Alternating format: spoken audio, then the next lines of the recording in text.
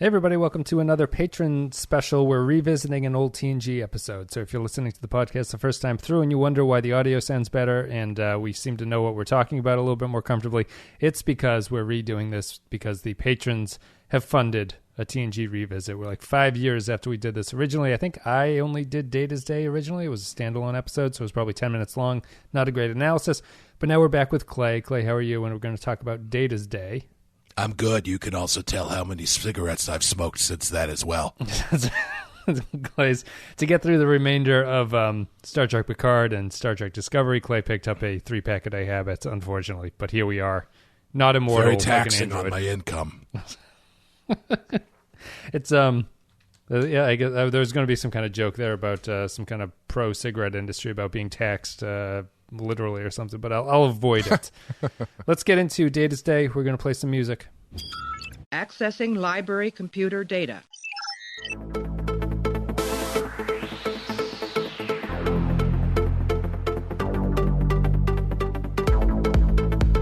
to make sure history never forgets the name Enterprise. Okay, so Data's Day is the 11th episode of the 4th season. Aired on January 7th, 1991. Teleplay goes to Harold Apter and Ronald D. Moore. Story credit goes to Harold Apter, directed by Robert Weimer. In this episode, Data records a day in his life for Commander Bruce Maddox, including observations on Chief O'Brien's wedding and the mystery of a Vulcan ambassador who apparently dies in a transporter accident. So the patrons voted for this one for us to talk about, Clay. It was suggested before we even put up the poll on Patreon about redoing it. And obviously it has to do because we're right in the midst of the end of Star Trek Picard's first season, where Bruce Maddox played a big role. I completely forgot that Data's Day was built around the concept of Data writing a pen pal letter to Bruce Maddox about how his life is going. But I don't know. You weren't here for this the first time that we went through this. This is a very iconic episode, I think. A lot of people know this one. It's unique in the TNG pantheon of episodes. But what did you think about it? I thought it was good. If I had seen this one before, I had not seen it in a very long time because I did not remember anything about it. I think it's a really clever way to get into the head of Data, to oddly enough humanize him by accenting what makes him less human. Yep. It makes him a little bit more relatable and more than just like the guy who does the head twitch and doesn't understand jokes and stuff. Yeah, you get a little internal monologue. There's voiceover narration, which is unusual in this episode, and so you hear his thoughts as he's kind of going through the day. And the episode is really just like, it's plots, I suppose, but they seem like a lot of little vignette scenes between characters. The thing that stuck out to me was just that, you know, modern Trek, which I'm going to consider the Abrams universe and Discovery and Picard, don't do these kind of episodes anymore, which are... Well, you know, it's funny because I actually... excuse me. The first thing I thought of was that it's obviously different given the shows and the ultimate outcomes, but it reminded me a little bit of that episode of Discovery where you see the backstory of the robot lady whose name I forget. Arium. Yeah. Wasn't that kind of similar to this, or was that just a bunch of it? Yeah, because she's like wiping her memory or something, right? Yeah, so but the episode isn't built around her point of view, really. It's just you get a subplot of her in the episode going through things that have to relate to her past and her day, but it's not built around this is how she perceives the day-to-day on the ship. Was it not? I thought that was the central point. Anyway, whatever, it doesn't matter. I don't think so. But yeah, this sort of episode is definitely not the norm in... I mean, that being said, even if it is the same, that's one other instance across however many hundreds of episodes of Star Trek where they do something like this. Sure. So it's definitely not the norm. And yeah, I think of all the characters to do it with, he's probably the best one to do it with. My friend Chief O'Brien often says that above all else, he wants to make Keiko happy. Since canceling the wedding will make her happy, I must conclude that Chief will be pleased at her decision. I have good news. Oh? Keiko has made a decision designed to increase her happiness. She has canceled the wedding. She what? Cancel the wedding? Today? Without even a word? Of all the childish, selfish, irresponsible things to do. Next time, maybe I should deliver the good news. Commander Maddox, it would appear that my program, designed to predict emotional responses, needs adjustment. They settled on Data. They were originally thinking it was going to be Picard. Then I think they wanted to do Geordi or something. Then they're like, Geordi's kind of boring. We can't do Geordi. Yeah. Picard is a little bit too... Picard would have been an interesting choice, right? Although I think a lot of the charm of this one is that Data's a senior officer, but he's not top of the food chain, so he doesn't know exactly what's going on in this mission, which I really like, the Vulcan thing. He's kind of kept isolated, and it's interesting because he, being Data, is not really aware that there's something suspicious going on, so he never really thinks about it. And he just kind of goes along with this plot line as this shady undertaking is going on. The other reason I assume people wanted us to watch this is a case of a Romulan posing as a Vulcan, which is happening in Picard currently, or we think it's happening in Picard. Yes. I was trying to figure out, it is possible I missed some details because I was falling asleep a little bit as I was watching it, but I'm pretty sure I got everything. Is there an overarching reason for the subterfuge going on, or is it just something that happens in the background? Overarching in terms of as far as the Romulan posing as the Vulcan thing. No, I mean, it's a self-contained to this episode plot. It's just they are supposed to deliver an ambassador somewhere. That ambassador turns out to be a spy. Yeah, okay. So, but there's no like larger story that they talk about that the fact that this person ends up being a Romulan really affects anything. No, directly. it doesn't It's affect just anything. sort of, It's just a standalone thing. Yeah, I didn't think so. Yeah. It is an odd bit of plot to throw in there, given that it ultimately doesn't really have much to do with anything, except for that it's just it's kind of clever. But it is a nice little thing to show how Data dips in and out of these things, and ultimately how he ends up helping find the solution and stuff. Yeah, I like it because it gives. I think the episode would be a little bit more strange if it didn't have that TNG normal kind of plot thread on it. Like if it was really just the mundane day-to-day of Data's life, that seems like it's almost so detached from the show that you kind of have to insert a bigger plot that would be the normal focus of a normal episode into it to make it feel like it's a TNG plot in some ways. Yeah, I like that it's not so overbearing that it becomes like the centerpiece of everything. It's just like a little piece of how the politics of space work, to give it a little bit of Star Trek spice to it. Yeah, can't all be learning to dance and getting ready for a wedding and stuff. You gotta have a little bit of subterfuge and diplomacy and neutral zone stuff and things like that. Yeah, well, it's part of the whole thing. They kind of give you a little bit of everything in his day, whether it's learning how to dance or person-to-person interaction or dealing with shady diplomacy or whatever. You get a little bit of everything, and I think it works pretty well. Yeah. It's this is the first appearance of Keiko. Is it really? Yeah, this is her first episode. She gets married in her very first appearance. Well, I mean, when she said she was calling off the wedding, my first instinct was probably for the best, knowing what I know now. Run for your life. Doesn't work out well for them. We just finished covering DS9, obviously, and we have a lot to say about the O'Brien relationship between these two. But it's charming going back to this to see like young Colmini. And I know that was, I have to say, and I don't mean this to sound terrible, but it was kind of jarring. You're used to his podgier self from 5 years later when he's let himself go and he's in this relationship on this dead end job at the edge of the universe. He settles into the uniform, let's put it that way. Mm-hmm. And in this one, he was shockingly young. I was not expecting it. You do see, even in the brief appearances you get out of O'Brien in this, you do see why they would consider him to be capable enough of an actor to carry on as a new as a main cast member on a new show. Yeah. He is good.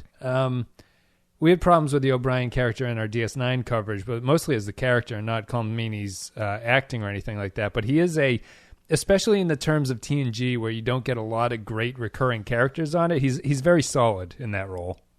Oh, definitely, yeah. Doesn't have a ton to do. I think he's got like 3 lines in this episode. Yeah, but fights back against Data a little bit. Of all the selfish things to do. Yeah.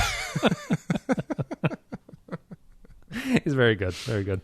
But yeah, it's Keiko's first appearance, and Keiko doesn't come in with a very strong opening, being like, I want to call off the wedding and I'll have someone else break the news to my fiance.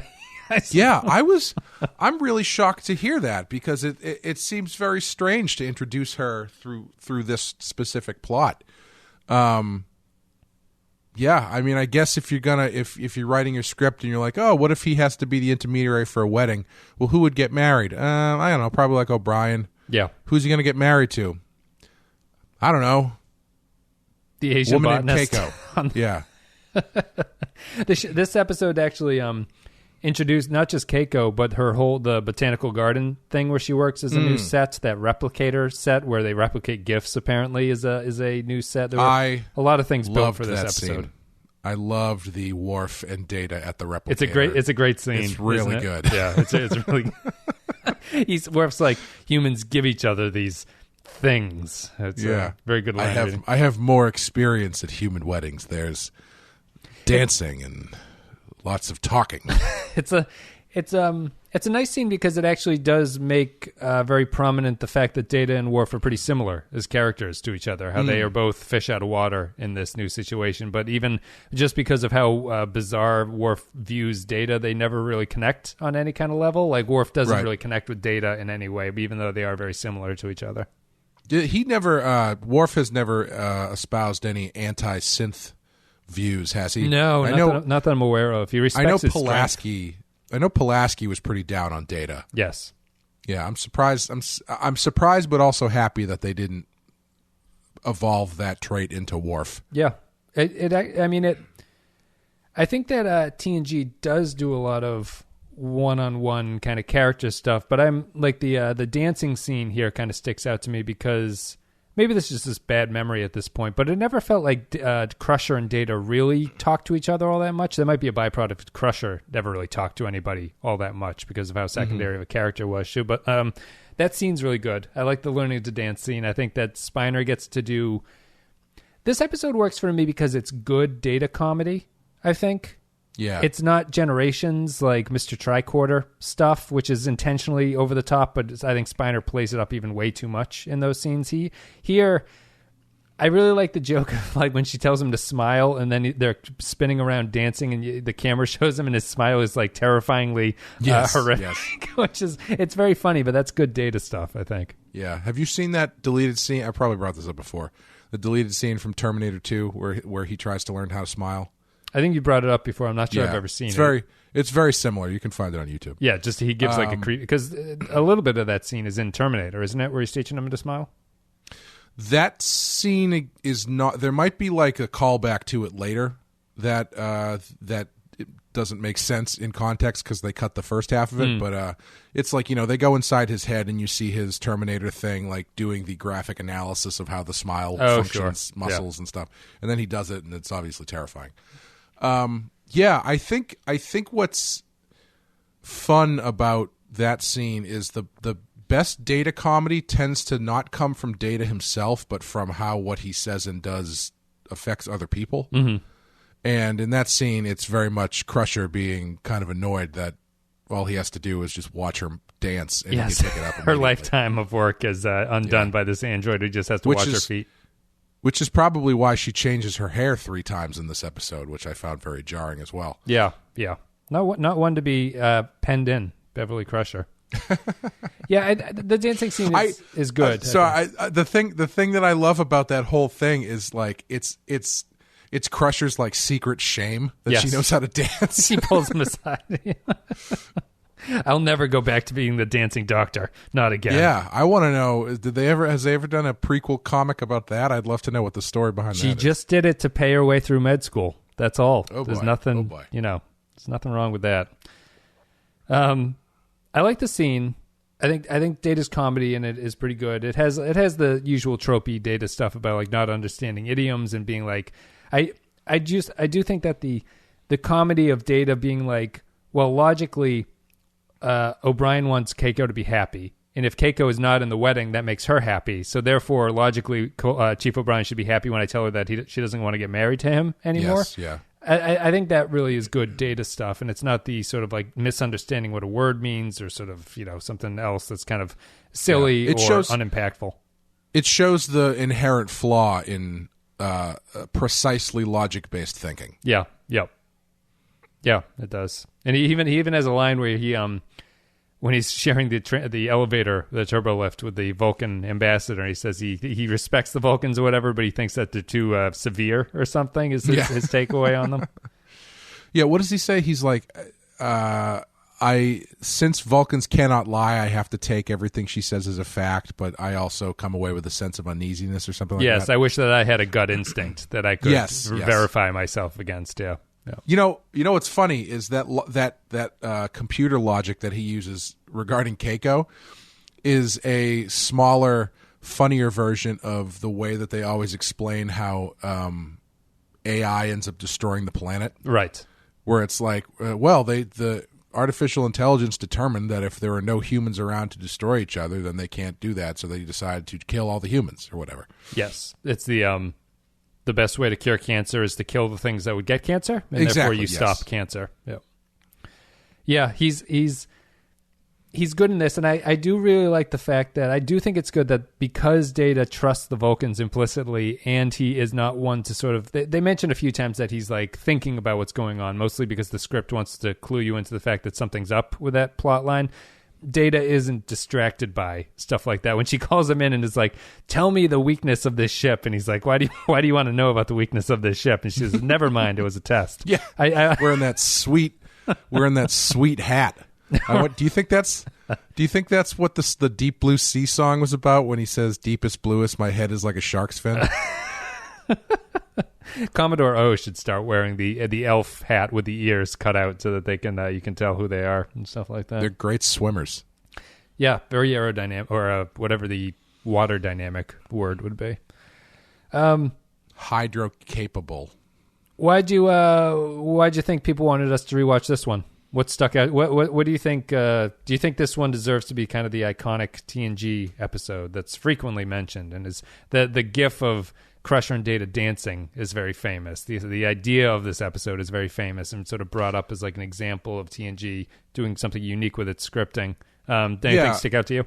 Well, I was going to ask, is this the first time that they've kind of done that stuff where they actually kind of, I mean, clearly Gates McFadden and Brent Spiner know how to dance to a certain extent. I think McFadden probably more than Spiner because there's a couple shots that are clearly a stunt double. Yes. Or a dance double. Yep. She was apparently, before the show, she was apparently a famous Hollywood choreographer. Oh, well, there you go. Yeah. And I'm sure around this time is when Riker's trombone shows up for the first time, if I had to guess. Oh, I think he's had the trombone. That's a good question. I think he's had the trombone for a while, but go ahead. I'll see when his trombone first shows up. Well, I was just, if this is one of the first instances of them kind of letting the actors' personalities really kind of bleed into the characters a bit more, and so you can do stuff that's a little less, I don't want to say formulaically Star Trek or generically Star Trek or stereotypically Star Trek, but it's like you start to live with the ship a little bit more, and it's not just mission to mission, episode to episode. You let things breathe a little bit more. It's the first time that a night shift has been seen on the show, which is fascinating. Yeah, fascinating because they chose. I just even we've talked about it before, but I like the sort of one thing that I do like about the older style Star Treks is like not that it's vital to the show or anything, but it does have that sort of military aspect of like relieving each other, and then they give an update about what the situation is and stuff like that. They do that here, but the other thing that's nice is, by choosing Data, they were actually allowed to give you a full 24 hours because he doesn't sleep. So you can see him right from when he gets relieved at the morning up until he takes over at nighttime, and you get this whole day with him. Yeah, there was some extra blocking that I thought was kind of clunky, where he goes over to sit down at the control panel at the front, and without even like mentioning or doing anything, the woman who's sitting there currently gets up very awkwardly and has to like shuffle by him. Yes, it was just a strange bit of blocking. I also thought The night shift thing, I would hate to be on the night shift because the dude who was most of the people who are in there don't seem to change over when the night shift comes. And if I was the guy on the front panel, I know you people are screaming at me because I don't know what position that is. Yeah, the comm and the ops. Data's the ops and yeah. there's the comm, yeah.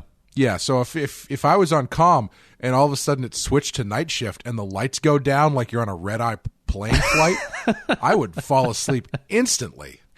You also, unfortunately, have a boss who doesn't need to sleep and is never less than 100% yelling at you. So it's like he won't even give you a break when he's yelling at you to do something and your coffee hasn't kicked in yet. Yeah, exactly. It would be pretty rough. I do like the idea that Data just perfectly fits into the night shift, though, and he's the one who gets to do that stuff. It works a lot. I do like the fact even them dimming the ship, I think, is kind of a neat thing that I wouldn't have thought of, but I like that they do it. Yeah, what I do really like about this episode, and I don't know if it's the first time they do this or what. I honestly can't remember. But you get a sense that people are living on the ship. It actually reminded me a bit of the opening of Star Trek Beyond. It had that same kind of feel to the log entry that was being done and what you were kind of seeing about the way the ship was, the people on the ship were living. And, you know, Keiko and O'Brien are getting married. This other woman's having a baby. There's a diplomat coming in or whatever. It's just one of those things where you really get a sense that this is a community of people. It's not just a exploratory vessel and or a fighting battleship. Yeah. Outside of the plot, there's actually a universe that's existing. And we always thought that DS9 did that better than TNG. TNG never really got into it all that much. And when they did, they typically did it through episodes like this that were focused on that kind of thing. Like Lower Decks in the final season is an episode that focuses entirely on a whole bunch of new characters you've never seen before who are like lower officers on the ship. They're not the senior crew. They do it here, and you do get a sense that something exists. It kind of reminds me a little bit of your favorite TOS episode, Balance of Terror, because there's a wedding in that episode as well. But I think that one is done. The wedding of that one is done a little bit more to show you the fact that despite their best efforts at like maintaining a sense of like normalcy and like normality and everything like that by having weddings and falling in love, they're still living on this frontier spaceland where everything is dangerous to them. Yeah. And here, it's kind of the same idea. I just don't think it comes across quite as well because Balance of Terror is built around that submarine fight. That is the whole point of the episode, and the wedding is kind of a tragedy that's built off of that. And here it doesn't really feel like that. It feels more just like a day in the life type of event. Yeah, that wedding is there explicitly so they can have the groom die. Right, yes. And the tragedy of all that. And no one dies here. And they actually don't even fight with the Romulans. It's a very TNG versus TOS thing. Picard just says, let's get the fuck out of here. And they drive off. Yeah. I do have to say, excuse me, jumping back into TNG after watching Picard, he feels real different in this show. And I don't know if that's Picard. Picard, the character. Yeah, he seems much younger. He's 30 years younger, but he definitely looks and seems 30 years younger. Yeah. And on top of that, though, he's just a lot stiffer too. He's a lot more. I think as the show goes on, he lightens up a bit, but he's still very stiff. And I don't mean that like in a negative way. It's just the way he's playing Picard is a lot more official and a lot less warm to the people around him for the most part. I mean, he's not an asshole. No, but he's very much the captain of the ship. Yes, he realizes he has like official things to do, and he carries himself very officially like that. I was kind of hoping in the scene where he's looking at the baby, having the newborn baby, that he was, instead of like smiling and saying whatever, he was going to look down and just go, blech. It's kind of a strange scene, right? I think it works enough because Picard doesn't like kids, but I can see Picard being the kind of character who would respect sort of the miracle of birth in some ways. Like he would. He respects biology, right? Damn it. He doesn't care to talk to them, but he respects the cell division and stuff like that. But he doesn't listen to them, but he respects the fact that they're being. He respects the fact that they can talk. I think what's funny about coming back to TNG as we're in the midst of Picard is it really enhances Stewart's performance in these episodes, I think, to come back and to... Because I think the Picard that he's playing in the modern Picard show is more Patrick Stewart than it is Picard.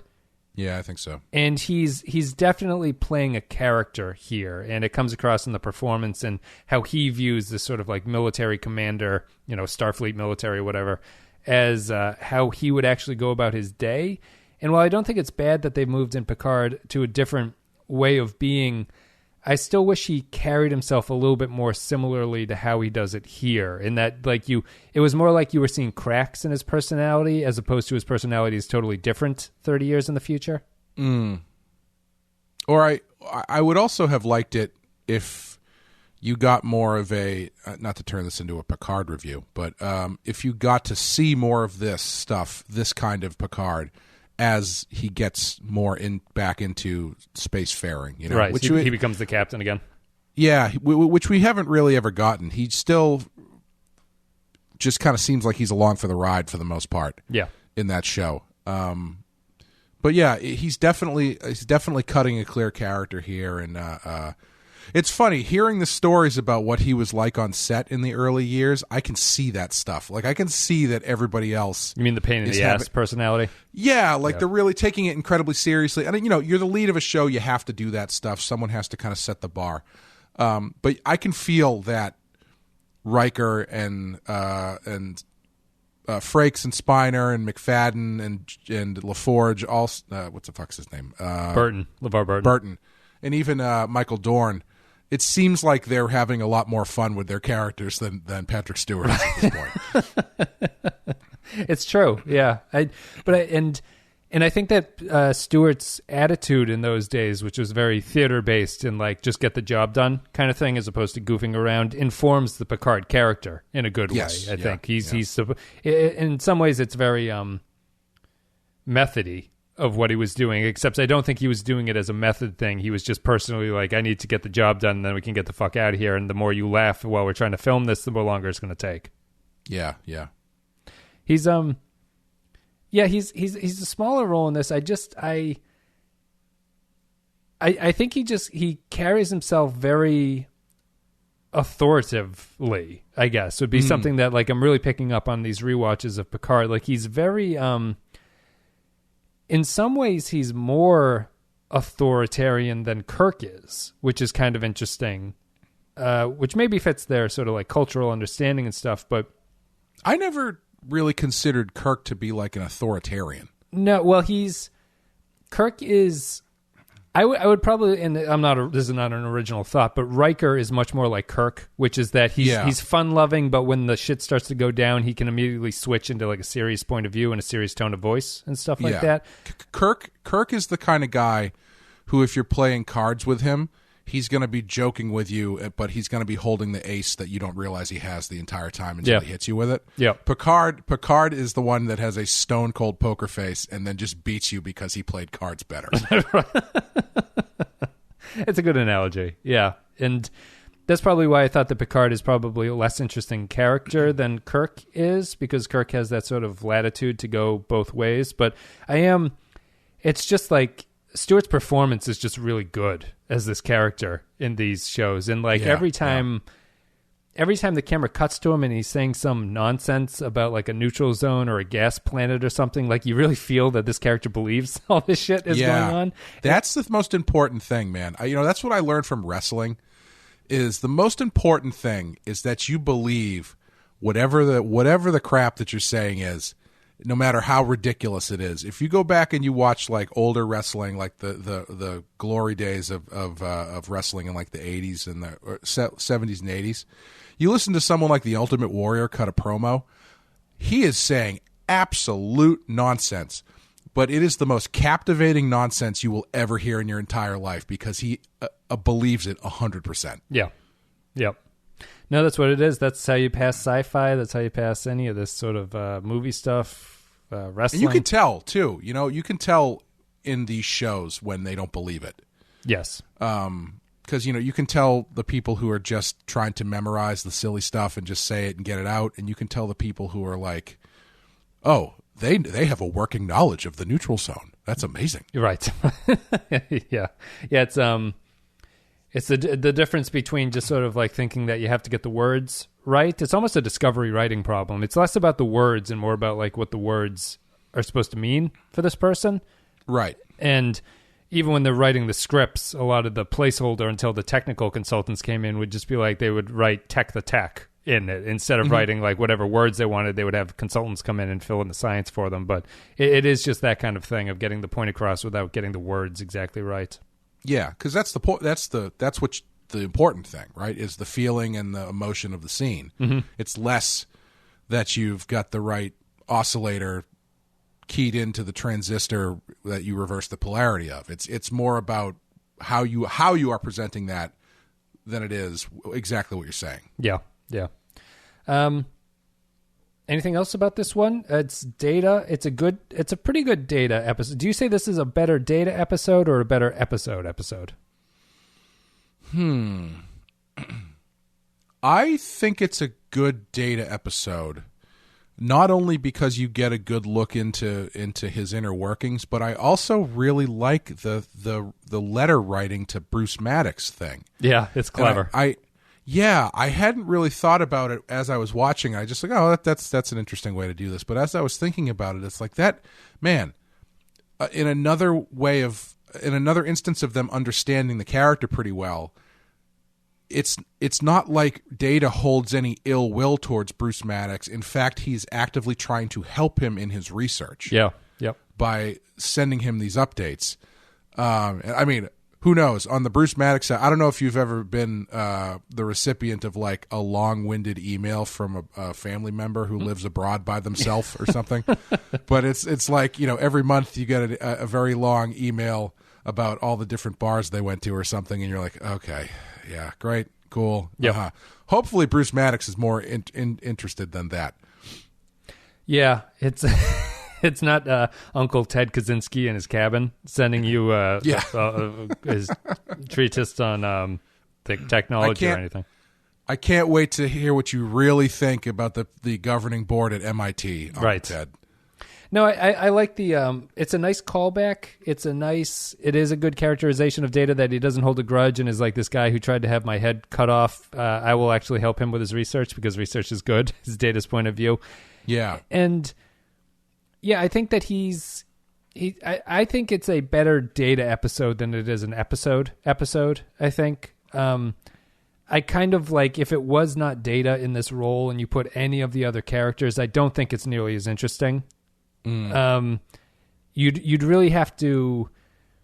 What's funny about this is that because this is a mundane day in the life kind of plot, with Data you can truly have mundane stuff going on because he will react to it very like if Riker was going through these exact same things, it's not a very interesting episode whatsoever. Right. I do think it was interesting though. When Data is talking about Riker and his personality and how he's good with the ladies or whatever, he comes off of telling some story to that redheaded ensign or whoever that sits behind the comm desk or whatever that behind the captain desk is. Tactical. My first thought was, I'm pretty sure you're not supposed to do that. She is definitely a subordinate. Yeah, it's well, that's what Data's commenting on how Riker's so smooth he can sexually harass people without people even knowing that they're being sexually harassed. Yeah, everybody has their talent, I suppose. Do we hear anything about what Riker's saying? I'm remembering it as everyone was so invested. I thought Riker was just spinning a hell of a yarn for them, and then when he walks away, like 3 or 4 people just kind of go back to their positions. Yeah, he's telling some sort of story that's not focused on her, but they both shoot each other a couple looks as he walks away. Though. Yeah. And that's a good case of that Riker thing where he's being very lighthearted, but he ends that scene with getting news about the neutral zone or something, and he snaps back into Riker as commander. And that actress, I believe I looked her up when we were watching it through the first time because she shows up a lot. I guess that's Gates McFadden's stand-in. That makes sense. Yeah. I mean, stand-ins don't have to have the same color hair, but I guess it helps in some cases. But maybe it's stunt double. I don't know. She didn't do a lot of stunts, so I think it was stand-in. So I think she was like the stand-in for Gates McFadden. Oh, interesting. So they just gave Yeah. her a suit and made her part of the background cast. All right, I think we're done talking about Data's Day. Let's take a break. We'll play another clip, and then we'll come back and give our final thoughts and ratings for Data's Day. You have Priority 3 clearance aboard the Enterprise? That is correct, Ambassador. I require information on this ship's defense and navigational systems. Access code Kappa Alpha 4601704. The code is valid. What is the field strength of this ship's deflector shields at maximum output? May I ask the purpose of your request? I require this information. I have the same safeguards as the ship's computer. Therefore, I must report any inquiry regarding restricted information to the captain. Your reaction suggests you do not wish the captain to be informed of your inquiry. I was not interested in the information. I was curious as to your security safeguards. They appear to be adequate. Cancel the request. You may leave. All right, everybody, thank you very much for listening, and this is all thanks to the patrons that this episode is out there. So if you want to support the show and you want to be like the other cool kids, you can go to patreon.com/the Pensky File. A couple dollars a month gets you extra stuff like these TNG rewatches, the movie stuff. We have other podcasts. There's about 60 podcasts on the Patreon feed at this point, so you can go there, check them all out. And as always, our Captain Tier gets a special shout-out. Special thanks go to Andrew Cherlog, Ben Douglas, Captain Quark, Cardinal Doomsday, Christian Michaels, Christian Pouch, Darth Moss, David Beardmore, David K, Dwayne Hackett, Eric Johnson, HH28, Jacob123, Jeffrey Koch, Joint Mango, Jordan Cooper, Kevin Reyes, Kyle Barrett, Mad Courier 6, Matt Cutler, Matt Ross, Mike Burnett, Nathan Elliott, Neil Brennan, Nick Sergi, Robert Cummins, Russell Oates, Samuel Custer, Grim Santo, Sean, Stefan Minton, Tark Latif, Tom Howells, Vault 13 Hero, and Will Yates. Thank you very much, guys, for making this possible. Thanks for voting about Data's Day. It's a good episode to go back and watch. I think it's certainly, it fits the Picard coverage that we're doing now, and it's a decent enough episode on its own. Clay, do you want to give any final thoughts and then your rating as I look up what I actually rated this one? I believe I would have given this a 3 out of 5. Is that how you're feeling with it at this point, or what do you think? Yeah, I would say so. I would give it a 3 out of 5. It's it's very well done. It's not blowing my mind with anything, but it is a nice original take on character and episode structure for this show. So yeah, I would say it's a solid right down the middle episode. Yeah, it's not one I don't think that I would recommend other people watch really, because you kind of need to know about it. What did I give it? I gave it, this is episode 4. I would put it in like the second tier, maybe. So like once you get familiar with the characters, I would say this is a good one to watch. I actually gave it a 4 originally. Oh. Yeah, I honestly think it's a high 3 if it's not just I think it's very good. And it just moves really well, and everything works. Nothing feels like it's superfluous. It all kind of works together pretty well. Yeah. I'm honestly, I'm a little surprised they gave it a 4 in the first place. It was coming off a long stretch of 3s and 2s and a 1, so maybe I just got excited by the competency of it. Mm-hmm. I think I'm going to revise it down to a 3. I don't really think it's a 4. I think it's a strong 3, but I mean it is interesting. I wish they had almost done more of these kind of very character POV episodes, and I guess there's not really much of a difference between telling a story that's about a character and having the sort of voiceover come through for you, but it does feel like you gain an extra level of insight into them by having the voice in their head come out through the screen. Yeah, I'm glad that they don't, overdo it, but it is a in some ways it's very similar to the logs that they do, which is the same kind of idea. Right. Really. I was just going to say it's the benefit of this show that we talked about when we covered Discovery how much it felt like the show was leaving on the table because they never do a captain's log, and when they do a captain's log, you feel like, oh, okay, whew, like it's a trapping of the show that isn't being exploited on that show, and it's also something that can do a lot of heavy lifting for you, storytelling wise. It's almost like kind of a narrative captions in a comic book, where if you got to get stuff rolling, if you got to cut a couple corners stories wise, that's what that's there for. Yeah, and it's a nice inversion isn't the word, but it's a nice use of that thing that's already built into this series as a way to tell a different kind of story. Yeah, I'd agree. Yeah, I'm gonna revise my rating of this one to a 3. It's a strong 3, I think. It's very unique. It's a good episode. There's certainly nothing wrong with it, but I'm not sure it's one that meets my definition of a 4, which would be like, oh, out of all these, I'm going to show you this one. It's kind of on the line of those, but I think I'll revise it just to give myself a little bit of excitement here in my day to day. Any other thoughts about this one? I can't wait till past you and present you have a big argument on the show. I know. He's going to be past me. He's going to be very disappointed that I'm adjusting all of his hard work, going back and redoing all this stuff. That's it. I think we're done with Data's Day. Thank you, patrons, for doing this. Thank you, everyone, for listening. If this is your first time through, I hope you enjoyed it. So you can check out all the modern podcast stuff that we're doing on the channel, because it'll sound more like this. And I think we must have been in the groove by the time the original one came around, but it was a long time ago, so it's hard to know. Are we done here? Anything? That's not really worth plugging because it's an old episode. But check out the Patreon. Check out all that stuff. Patreon.com/The Pensky File. You can check out all the other shows. I can't wait to see what happens in 2014. I know. Or 2015? 2018? Or no, the 2016 was the presidential. I can't believe that was 2016. All right. Yeah. I'm just trying to remember when this came out originally. What year? The original one would have been, it's good to just go to Pensky Podcast Data's Day. Let's see. Just so that we know. How does it not? Pensky Podcast. I am going to look this up. I'm going to kill time. I'm typing it into the Google. Data's Day. It came up. This was posted on 11/23/15. You know what? I'm feeling really confident about the Cubs next year. I think I'm going to put a bunch of money on the Cubs.